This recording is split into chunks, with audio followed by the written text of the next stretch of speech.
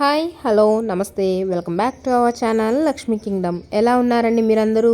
మరొక వీడియో అయితే మీ ముందుకు వచ్చేసాను. మేము వచ్చేసి మంత్రాలయం శ్రీ గురు రాఘవేంద్ర స్వామి దర్శనానికి అయితే వచ్చామండి. ఇక్కడ గుడికి వచ్చేసి 2 ఎంట్రన్స్లు ఉంటాయండి. ఒక ఎంట్రన్స్ వచ్చేసి ఇది బస్సుల ద్వారా వచ్చే వాళ్ళకి, రెండో ఎంట్రన్స్ అండి మెయిన్ ఎంట్రన్స్, అంటే మెయిన్ రోడ్ నుంచి వచ్చే వాళ్ళకి ఈ మెయిన్ ఎంట్రన్స్ అండి. ఇక్కడ నైట్ వ్యూ అయితే చాలా బాగుందండి. మేము అంతకుముందు వచ్చాం కానీ ఇంత కన్స్ట్రక్షన్ అయితే జరిగింది లేదు, బాగా రీమోడలింగ్ చేశారు. స్వామివారికి మేము వెళ్ళేటప్పటికి అంటే లోపల ఏదైతే స్వామివారి కైంకర్యాలు అవి జరుగుతున్నాయో బయట టీవీ అనేది పెట్టి పెద్ద డిస్ప్లేగా పెట్టి ప్రతిదీ చూపిస్తున్నారండి. చూడండి, రాఘవేంద్ర స్వామి గారు కనిపిస్తారు మీకు.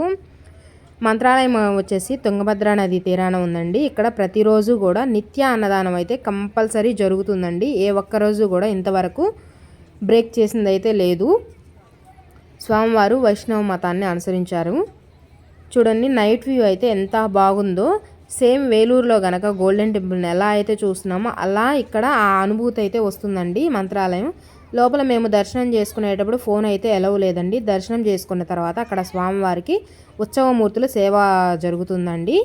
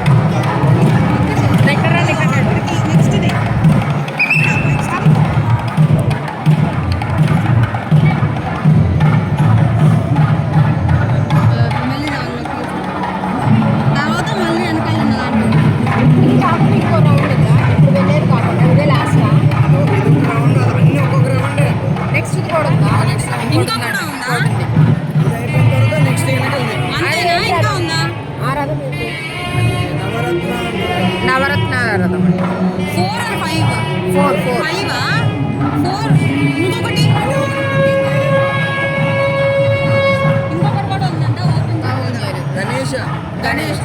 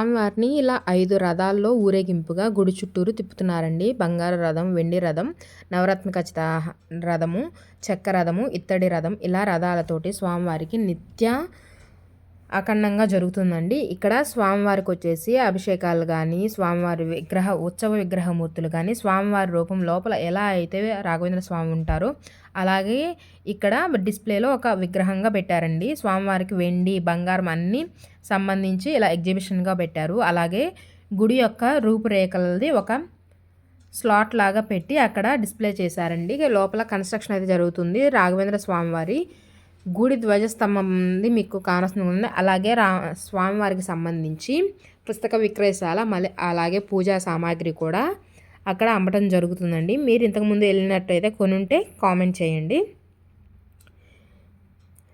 మేము వెళ్ళేసరికి నైట్ 8 అయింది. 8కి క్లోజ్ అవుతుందండి టెంపుల్. అందువల్ల స్వామివారికి చివరగా హారతి అది ఇస్తూ ఉన్నారండి. చూడండి, మీకు టీవీలో కనిపిస్తుంది.